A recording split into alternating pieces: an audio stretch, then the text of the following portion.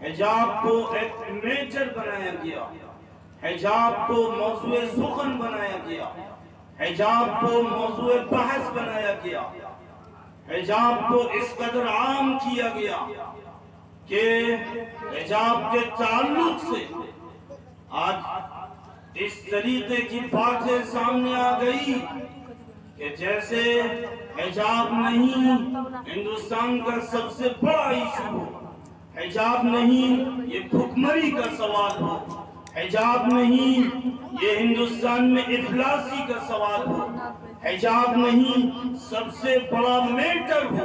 حجاب نہیں کہیں بم دھماکے کی نیوز ہو، حجاب نہیں کہیں گولیاں چلنے کی باتیں ہو،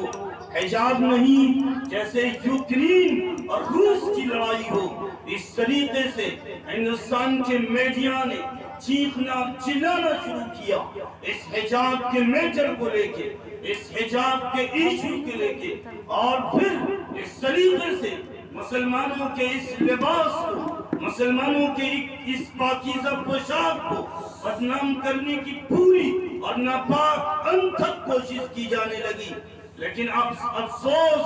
صد افسوس، میں افسوس کے ساتھ کہتا ہوں کہ آخر یہ مقام، آخر یہ شوشہ اور گوشہ اور یہ ایشو جو انہیں ملا، کیوں ملا؟ انہیں موضوع بحث بنانے کا موقع کیوں ملا؟ انہیں ایک میٹر کھڑا کرنے کا موقع کہاں سے ملا؟ تو میں نے قرآن مقدس کی ایک آیت کریمہ تلاوت کی، ظہر الفساد فی البر والبحر بما کسبت ایدی الناس لیذیقہم بعد الذی عملوا لعلہم یرجعون، کہ خشکی و تری میں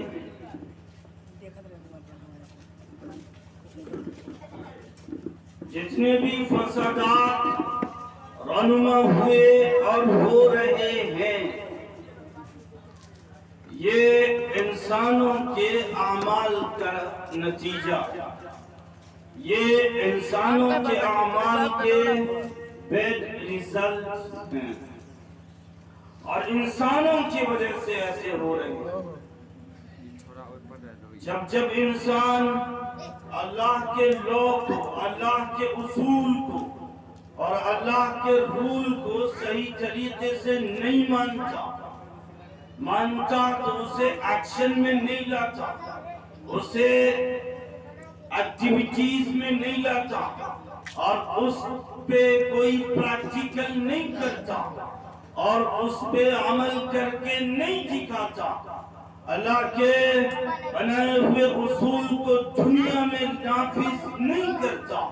کم سے کم اپنے گھروں میں اس اصول کو، اس رول کو نافذ نہیں کرتا، تو پھر اللہ تعالیٰ اس اصول کو نافذ کرنے کی توفیق چھین لیتا۔ اللہ تعالیٰ اس اصول اور اس رول کے نظام کو برپا کرنے کی توفیق چھین لیتا، اور یہی کام اور یہی حشر، یہی انجام ہم سب کا ہو رہا ہے۔ سب سے پہلے مسئلے طلاق کو لیجئے، جس مسئلے کو ہندوستان کے میڈیا نے اچھالا اور ہندوستان کے اینکروں نے اس پہ پہنچنے کی کوشش کی، اور ہندوستان کے اینکر اسے ایشو اور موضوع بنائے اور اسے ایک بڑا میٹر کھڑا کر کے رکھ دیے، جیسا لگتا ہو کہ ہندوستان میں کوئی اور میٹر نہیں۔ ایسا لگ رہا تھا ٹرپل طلاق کے موقع سے کہ ہندوستان میں اور کوئی مسئلہ ہی نہیں تھا، ہر طرف بات ہوتی تھی تو صرف طلاق کی بات ہوتی تھی، ہر طرف اگر بات ہو رہی تھی تو ٹرپل طلاق میں مداخلت کی بات ہو رہی تھی، اور مسلم پرسنل لا میں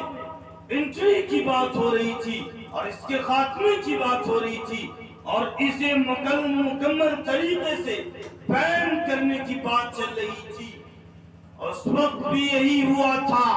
کہ اس وقت سستی ہم میں ہوئی تھی، غفلت ہم سے ہوئی تھی۔ اس وقت جب ہم طلاق کے مسئلے کو صحیح طریقے سے نہیں لیے، اور جب ہم نے طلاق کو کھیل سمجھا،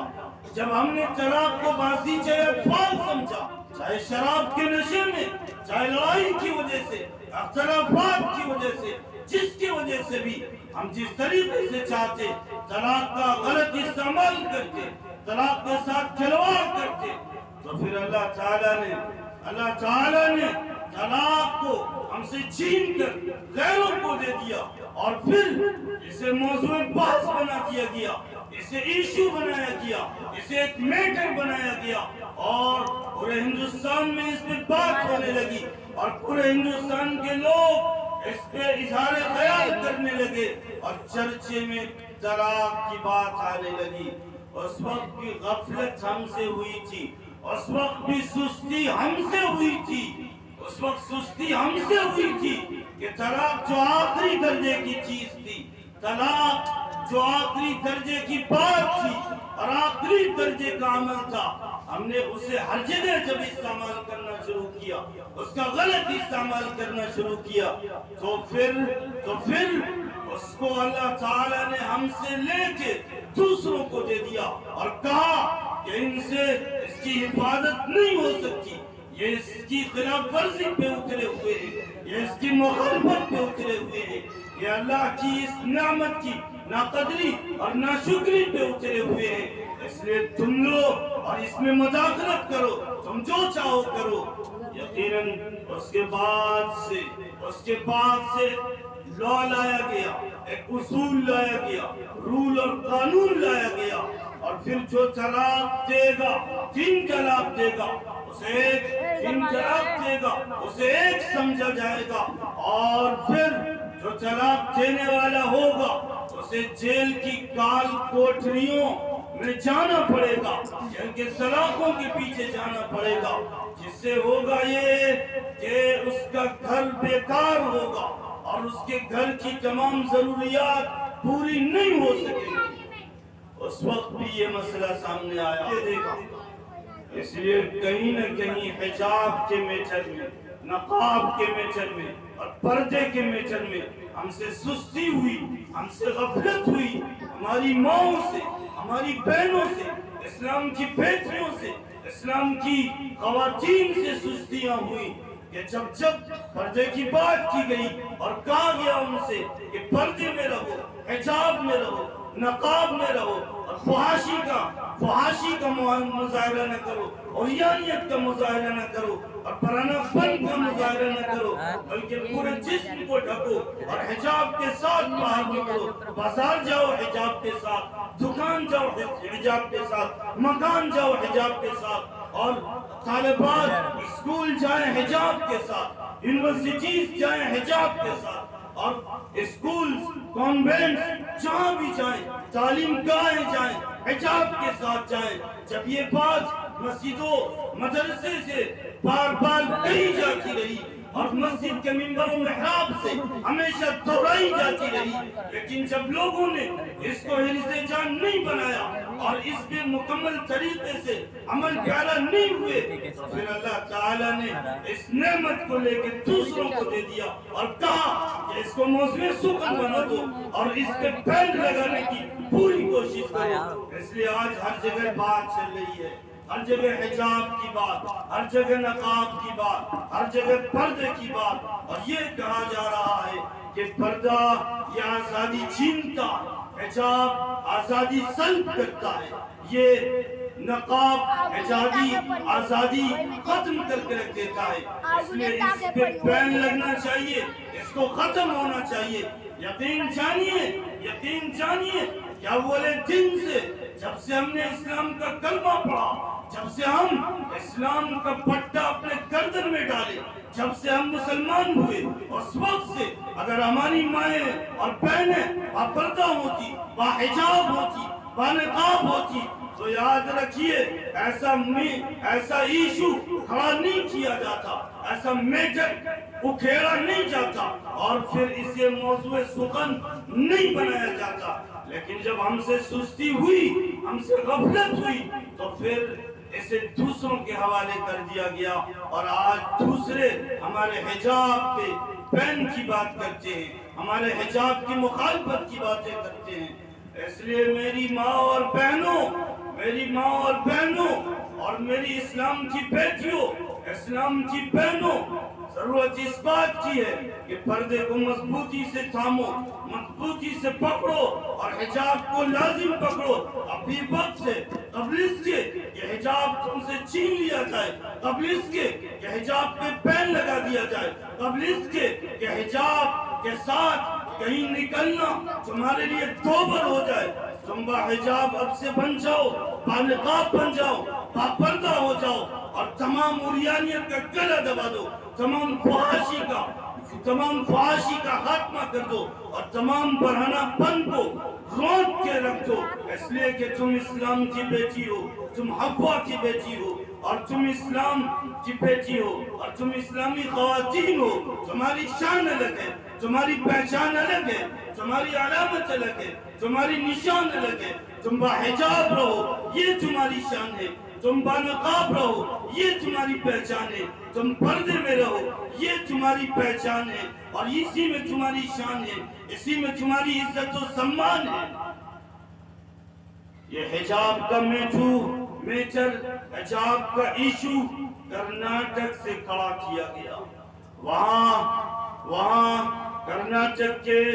یونیورسٹی سے اسلام کی کچھ بہنوں نے، کچھ اسٹوڈنٹ نے، کچھ طالبات نے اس کو موضوع سخن بنانے کی پوری کوشش کی اور وہ میدان میں نکلی اور باحجاب ہونے کی باتیں کرنے لگی، میدان میں نکلی اور باپردہ ہونے کی باتیں کرنے لگی، میدان میں نکلی اور بانقاب ہونے کی باتیں کرنے لگی. اور اس کی باتیں انہوں نے حکومت سے کی اور اس کی باتیں اسکول کے اور کالجز کے یونیورسٹی کے ذمہ داروں سے کی اور کہا کہ مجھے باحجاب رہنے دیا جائے، باپردہ رہنے دیا جائے. جبکہ بات اس سے کی جا رہی تھی جو مخالف تھے، بات اس سے کی جا رہی تھی جو حجاب کے دشمن تھے، بات اس سے کی جا رہی تھی جو نقاب مٹانا چاہتے تھے، بات اس سے کی جا رہی تھی جو حجاب کو، نقاب کو بین کرنا چاہ رہے تھے. اس لیے جیسی بات اور جیسا رول حجاب کو لانے کی کرناٹک میں کی جا رہی ہے، ضرورت اس بات کی ہے کہ میری ماں اور بہنوں اسی حجاب کی بات تم اپنے گھروں سے کرو. میری ماں اور بہنوں اسی حجاب کا آغاز، اسی حجاب کی ابتدا اور نقاب کی ابتدا اپنے گھروں سے کرو. اور جس حجاب کے مطالبے کی بات کرناٹک کے اسکول اور کالجز میں کی جا رہی ہے وہی اپنے گھروں سے کیجئے. اپنے گھروں میں ماؤں کو باحجاب کیجئے، اپنے گھروں میں بہنوں کو، بیٹیوں کو باحجاب کر دیجئے اور بانقاب کر دیجئے، باپردہ کر دیجئے. اگر آپ ایسا نہیں کریں گے تو آپ مجرم ہیں، آپ گرفت میں آ سکتے ہیں، آپ پکڑ میں آ سکتے ہیں. اس لیے کہ جب آپ کی بیٹیاں، آپ کی بہنیں اور آپ کی بیویاں بے پردہ ہوں گی اور بے نقاب ہوں گی، بے حجاب ہوں گی، بے غیرت ہوں گی تو پھر یاد رکھیے ان کی وجہ سے بے شمار جرائم پھیلیں گے، معاشرہ تباہ و برباد ہوگا اور معاشرے میں بے شمار گناہ کے کام ہوں گے اور جس کی وجہ سے ایک نہیں کئی لوگ گناہوں میں ہوں گے، کئی افراد گناہوں میں مبتلا ہوں گے اور جس کے نتیجے میں یہ ہوگا کہ جب میدان محشر میں ان سے پوچھا جائے گا بتاؤ کہ تمہیں جو باحجاب رہنے کو کہا گیا تھا، بانقاب رہنے کو کہا گیا تھا، پردے میں رہنے کو کہا گیا تھا، آخر تم نے مجرمانہ عمل کہاں سے سیکھا اور پردے کو اور حجاب کو کہاں سے اور کیسے ترک کیا؟ تو ایسے وقت میں وہ بہنیں کہیں گی ربنا اضلونا فآتهم ضعفين من العذاب والعنهم لعنا كبيرا. کہیں گی کہ ہم تو باحجاب اور بانقاب اور باپردہ رہنا چاہتے تھے، لیکن افسوس ابتدا سے، آغاز سے، جب میں اپنے گھر میں پیدا ہوئی اس کے بعد سے میرے ابا حضور نے اور گھر کے ذمہ داروں نے ایسے کپڑے لا کے دیے جو کپڑا برائی کی دعوت دیتا تھا، ایسے پوشاک لا کے دیے جو پوشاک معاشرے کو تباہ کر دینا چاہتا تھا، ایسا ڈریس لا کے دیے جو ڈریس پورے معاشرے میں آگ لگا دینا چاہتا تھا۔ اس لیے مجرم وہ ہے، کرمنل وہ ہے، دوشی وہ ہے، ایکیوزڈ وہ ہے۔ اس لیے جتنی سزا مجھے ملنی چاہیے اس سے ڈبل اور دوہری سزا اسے دیجیے، اس لیے کہ سب سے بڑے مجرم وہ ہے۔ تو ایسے وقت میں جو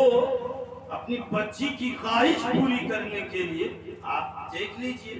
کہ کپڑوں کے کتنے طریقے ہیں، کیسے اسٹائلز کے کپڑے ہیں، ڈیجیٹل کپڑے، ماڈرن کپڑے، نئے کپڑے، اور ایسے کپڑے ویسے کپڑے،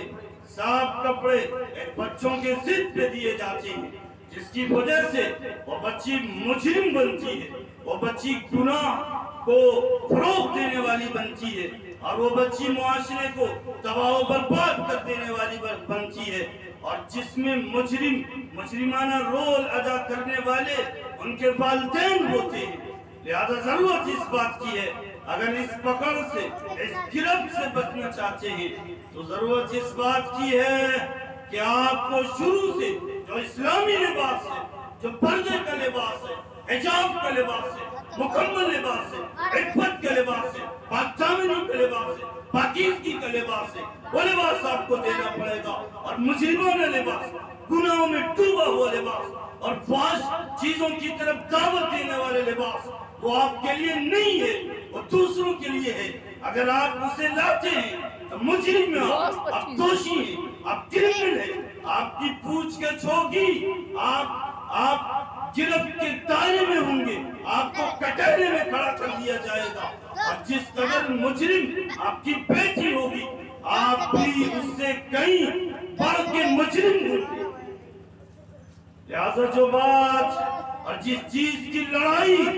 مسکان نے لڑنے کی ٹھانی ہے کرناٹک سے، اسی لڑائی کو آپ لڑنے کی کوشش کیجئے، اسی لڑائی کا آغاز آپ اپنے گھروں سے کیجئے، اور اسی جدھ کا آغاز اپنے گھروں سے کیجئے۔ اپنے گھروں میں بیٹیوں کو کہیے، بہنوں کو کہیے، ماؤں کو کہیے، ہر ایک کو کہیے، اسلامی خواتین کو کہیے کہ پردے میں رہو، باحجاب رہو، بانقاب رہنے کی پوری کوشش کرو۔ آپ کو پتہ حجاب کیا ہے؟ حجاب طاقت ہے، حجاب قوت ہے، حجاب جرأت و ہمت ہے، حجاب حوصلہ ہے، حجاب بہادری کا نام ہے، حجاب عزت ہے، حجاب شان و شوکت ہے، حجاب پہچان ہے، حجاب عزت و سمان ہے، اور سب سے بڑھ کر یہ کہ اس پہ ہم سب تن من دھن سے قربان ہیں، اس لیے کہ یہ خدائی رول ہے، خدائی اصول ہے، اس سے بغاوت نہیں ہو سکتی، اس سے انحراف نہیں ہو سکتا، اس سے منہ نہیں پھیرا جا سکتا ہے۔ دنیا کو دیکھ کے ہم اپنا اسٹائل نہیں ختم کریں گے، دنیا کو دیکھ کے ہم قُلْ إِنَّ هُدَى اللَّهِ هُوَ الْهُدَى سے روگردانی نہیں کریں گے۔ ہدایت اللہ کی ہدایت ہوگی، اور جو راستہ اللہ نے دیا وہی راستہ اختیار کیا جائے گا۔ غیر اللہ کا راستہ، دنیا کا بنایا ہوا راستہ اور دنیا کا بنایا ہوا طریقہ اختیار نہیں کیا جائے گا۔ جو رول حجاب کے تعلق سے خدا نے، احکم الحاکمین نے، ملک الملوک نے، کریٹر نے، سسٹینر نے، ایشور نے دیا، اسی حجاب کے رول کو فالو کیا جائے گا۔ دنیا کی کمپنی کا بنایا ہوا اصول اور رول حجاب کے تعلق سے اسے اختیار نہیں کیا جائے گا، کبھی نہیں کیا جائے گا۔ حجاب جب طاقت ہے تو طاقت کا مظاہرہ دیکھیے کہ مسکان کس چیز کے لیے وہاں گئی تھی، مسکان کی لڑائی کیسی تھی؟ مسکان کی لڑائی حکم خدا بندی کی تعمیل کی لڑائی تھی، مسکان کی اپنی لڑائی نہیں تھی، اللہ کے ایک حکم پہ عمل کرنے کی لڑائی تھی۔ حجاب یہ اللہ تعالیٰ کا ایک حکم ہے، اللہ تعالیٰ کا رول و اصول ہے، اور اسی کو فالو کرنے کے لیے مسکان نے یہ لڑائی لڑنے کی پوری کوشش کی۔ اور یاد کیجئے کرناٹک کے یونیورسٹی کے اس میدان کو، جس میدان میں باطل چہرے 100 سے زیادہ تھے، باطل طاقتیں بھیڑ لگائی ہوئی تھی، اور گیدڑ 100 سے زیادہ گیدڑ تھے جو مسکان کو نوچ ڈالنا چاہتے تھے. ایسے وقت میں جبکہ مسکان نے بلا خوف و خطر اور بغیر کسی خوف و ہراس کے، بغیر ڈر اور بے کے، بغیر ڈرے ہوئے مسکان نے ان گیدڑوں کی پرواہ نہیں کی، باطل طاقتوں کی پرواہ نہیں کی. وہاں مسکان نے پردے کی بات کی، حجاب کی بات کی، نقاب کی بات کی، اور انہیں چیلنج کرنے کی بات کی، اور ظالموں کو للکارنے کی بات کی، جس کی وجہ سے مسکان جب نعرے تکبیر لگاتی ہے ایسے وقت میں کفر چل جاتا ہے، ایسے وقت میں کفر سر ٹیک دیتا ہے، گھٹنے ٹیک دیتا ہے، باطل طاقت لرزہ برندام ہو جاتی ہے. جبکہ ایسا مسئلہ جب بھی سامنے آیا کہ اسلام کی کوئی بیٹی اکیلی نظر آئی، اس کی موب لنچنگ کی گئی، اسلام کا بیٹا اکیلا نظر آیا، اس کو ختم کیا گیا اور اسے قتل کر دیا گیا. لیکن مسکان اکیلی تھی، نہتی تھی، بحثر و سامانی کے عالم میں تھی. اس کے باوجود اس میں وہ طاقت کہاں سے آئی، وہ ہمت، وہ جرأت، وہ حوصلہ کہاں سے آیا؟ یقیناً یہی ہمت اور حوصلہ جرأت اللہ تعالی نے پیدا کیا. اور کیسے پیدا کیا؟ حکم خدا بندی کی تعمیل میں پیدا کیا کہ جب اللہ کے حکم کی تعمیل کے لیے کھڑی ہوئی تو اللہ نے مسکان کو بارود بنا دیا، باجلال بنا دیا، اور ایسی ہیبت اس پہ طاری کیا جس سے وہ جو 100 گیدڑ آئے تھے، باطل طاقت آئی تھی، اور وہ جو کرائے کے گنڈے آئے تھے، ان سب کو گھٹنے ٹیکنا پڑا اور ان سب کو سرنڈر بولنا پڑا. اور مسکان خدائی طاقت کے ساتھ وہاں نعرہ تکبیر بلند کرتی رہی اور وہاں حجاب کی لڑائی لڑتی رہی. اس سے پتا چلا میری ماں اور بہنوں،